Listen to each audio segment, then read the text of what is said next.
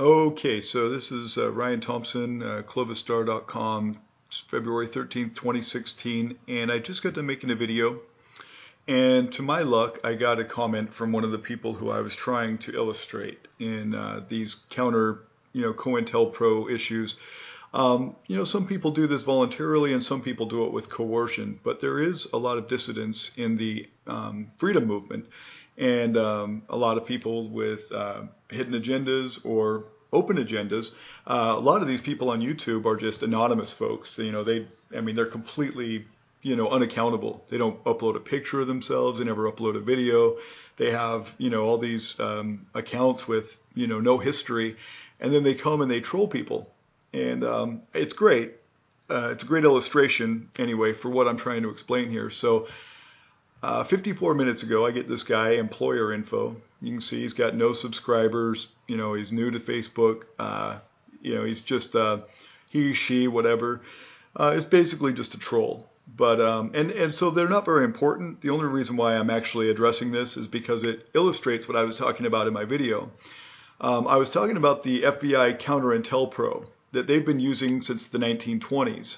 The actual division of the FBI for the COINTELPRO or counterintelligence program, for full description, it was founded in 1956 to disrupt the activities of the Communist Party of the United States. That was their only reason, is to restrict people who were involved in communism from carrying on their free speech, their activities, forming a group, collaborating together. It was fairly effective, and that's what eventually led to what happened to Martin Luther King. They called Martin Luther King a communist. They tried in every facet to destroy him. They used people inside of his organization to do these COINTELPRO things, spreading disinformation, lies, rumors to hurt Dr. King. And they did the same thing with Marcus Garvey in the 1920s. They used, I think his name was Edward Boleyn, one of his friends. I think it was his best friend. They tried to use him and, paid him on the slide to come in and disrupt the UNIA, the United Negro Improvement Association. And just to use, random people to spread rumors and to, harm the movement. And this is sort of what this guy is doing here. I mean, if this guy was of any importance to me, like a family member or a friend, it may make more difference. But, it's just some random anonymous idiot on Facebook. And I've chose not to remove his comment, although he chose to remove some of his. He was saying something about a Nazi, and I was just about to respond to him. And then when I did, his comment disappeared. So I was like, oh, you're a Nazi? Probably a socialist, right? I was like, well, Hitler was a socialist, and, these Nazis that come here and harass me are typically these progressives that, get into these racial topics and try to disrupt, the conversation with racial issues and making accusations or spreading things that are untrue just to disrupt the flow of the conversation.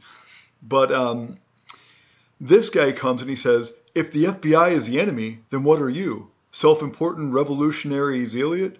LOL, if you've got nothing better to do than figure out ways to destroy the U.S. government, your future doesn't look too good. But what is funny is, even in this video here I am praising these cops, these sheriffs in California. I praised them for getting together. They're constitutional sheriffs. They're standing up for the people. They're standing up for the Constitution and obeying their oath. Now, if a cop obeys their oath to the Constitution, they're my friend. And I have wrote newspapers since 2010. I've been involved in newspaper publications of my own, and then I've helped other people with theirs since 2010. And I'll show you one of them. This is when we lived right down from Harney County. It wasn't very far away from Harney County. This actually just branches right off of 395 in California. This is Modoc County, California. Harney County is like 100 miles away from here. And we used to sell things like feed and supplies and tack, saddle tack and stuff like that to people in Harney County. So we know people up there. We're acquainted with those people. And anyway, they used to come by at night. I used to work graveyards for my 9-to-5 job. And then I ran this business on the side. I had a high desert trading post. And you can see right here, this was our company in, this was our retail store in Alturas, California. And this was the address there. Anyway, and they would come by and check on me at night, and I would give them coffee, and we'd sit and, BS all night. And, it was a good time, just to be able to not be alone and have somebody to talk to. And since I worked at home for my 9-to-5 job, when I was at the store, I had the store closed, but I was up working, and so I would sit there and do my tech support from the office, from my retail store. And these sheriffs and these police officers from the town of Alturas, California would come by and keep me company and make sure there was no robberies or anything going on. And so I praised them. And this is what I wrote in 2010 for the Modoc County, this is 2011, for the people in Modoc County that were police officers. And I said, I wanted to express appreciation to several people based on my experience with Modoc police and sheriff's officers in the last few years. We have had, we just recently made Alturas home. We also started the High Desert Trading Post on Highway 299 recently. And at least 2 nights a week, we get a visit from a police car. I work graveyards for my 9-to-5 job, and it is a really welcome sight to see the local police caring so much about protecting and serving the citizens that they have taken an oath to protect. Sometimes at 2 a.m. or 3 a.m. there is an officer patrolling, and I have had the pleasure to meet several of them at night. Modoc County is such a treasure. So there's one place where I've praised police that were obeying their oath to the Constitution, protecting and serving the people. This is another one right here. I cussed the cops out a little bit for giving me frivolous tickets on my own property, parking tickets, when I lived in Pocatello, Idaho.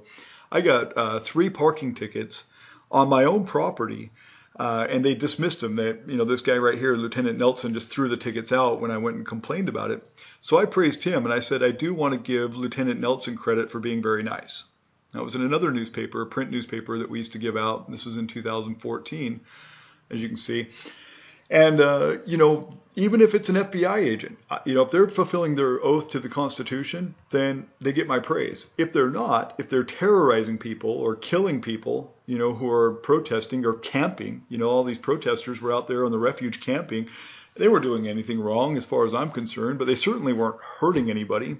They didn't draw on anybody. They didn't fire any shots. It was all the FBI and the local agents that shot Lavoy Finnegan. But nothing came from the opposite side. Lavoy never fired a shot. None of the other people fired a shot. They planted a weapon on the guy and say he went for his weapon, but it was a stolen weapon. The serial number for that 9mm that they say Lavoy had came back as stolen. God, the guy had never had a parking ticket in his entire life, never had a speeding ticket. He had a clean record. Why would a legitimate legal gun owner that had weapons that he owned legitimately go and buy a black market 9mm and take it with him to a meeting with the police? I mean, he was out there meeting with the police, shaking the FBI's hands, shaking the local sheriff's hands. He wasn't out there looking for a fight. If he was, why would he be out there meeting with them, cordially and shaking their hands and, being respectful to them? But those are the kind of people that I'm upset with. It's not the good people, the ones that are obeying their oath to the Constitution. Even here in Maine, I've met with the cops several times to let them know that I'm out patrolling with my weapon, in my neighborhood to deter crime. To let the criminals know who are in my neighborhood that there's somebody out there that's not going to put up with it. And I just let the cops know. And I was I had a very pleasant conversation with them. But I let them know that I'm out there with my weapon. Don't shoot me. I'm a peaceful person.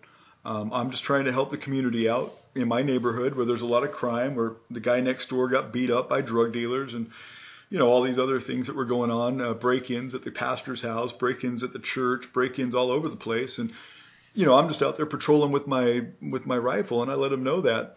So do I hate police? Absolutely not. They're humans. They're doing their job. They got a job to do and whatever. I get that. I'm not, I don't hate anybody for their job, for what, career choice they took. It's how they act. If they treat me poorly, then, I complain about it. I don't hate them for it. I just, let people know what I feel is the situation so that the information is out there. I get a fair amount of traffic on my sites. I don't feel like, I'm a mainstream source of any kind of media.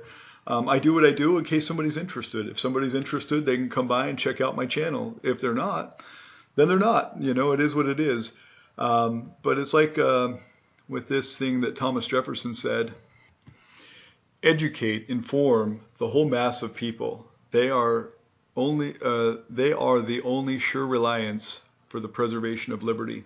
That's what these protesters have done. You know, they've gained great awareness to their cause by protesting out there and by that man losing his life. And I try to do what I can. I'm not always as effective as the other guy, but I do what I can. At least I try. And, you know, that's what I can say for myself. But I wanted, this is the last thing as far as the Counterintel Pro and the thing with the FBI. This is from 1919. This is when they were trying to destroy Marcus Garvey. They couldn't find anything on him, so they started fabricating things on him. And they wanted to deport him because he was leading a civil rights movement, and J. Edgar Hoover was a racist. And so were many other people in the FBI at the time. So, you know, their cultural beliefs affects the way that they, you know, honor their oath to the Constitution and enforce law. And that's what's wrong with the FBI and other forms of authority.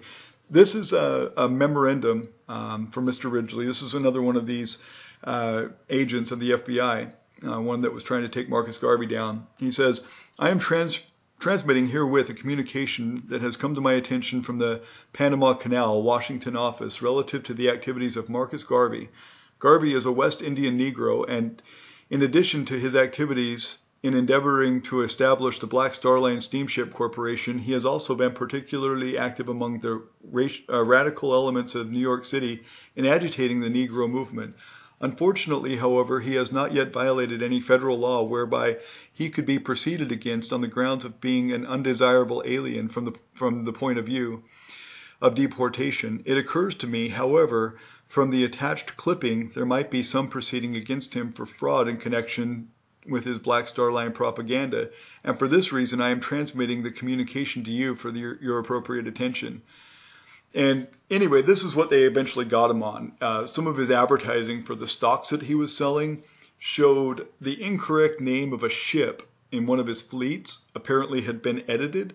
And just because of the incorrect name on the ship that Marcus Garvey eventually owned, and what he was trying to sell stocks to buy and, you know, to attain a down payment for, and that's what they got him on, was this securities fraud thing. And then they were able to deport him and send him back to Jamaica.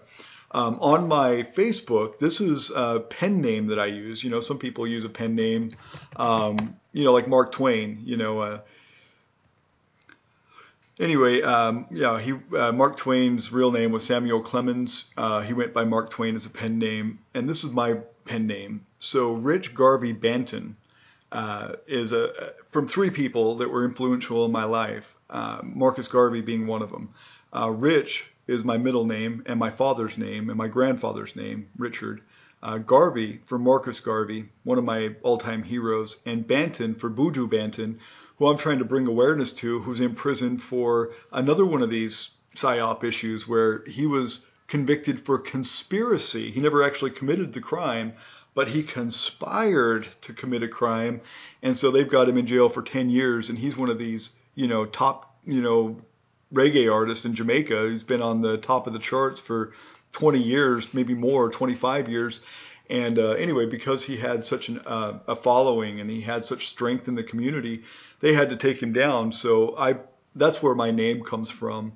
But Marcus Garvey, I mean, I've learned a lot from history in reading about Marcus Garvey, and that's why I attribute my pen name to him. So if you ever see Rich Garvey Banton, it's probably me. I mean, contact the person, obviously, if you see something that's strange, that's, you know, not typically like me, you know, or if you suspect it may not be me, certainly write me and I'd be happy to have a phone conversation with you.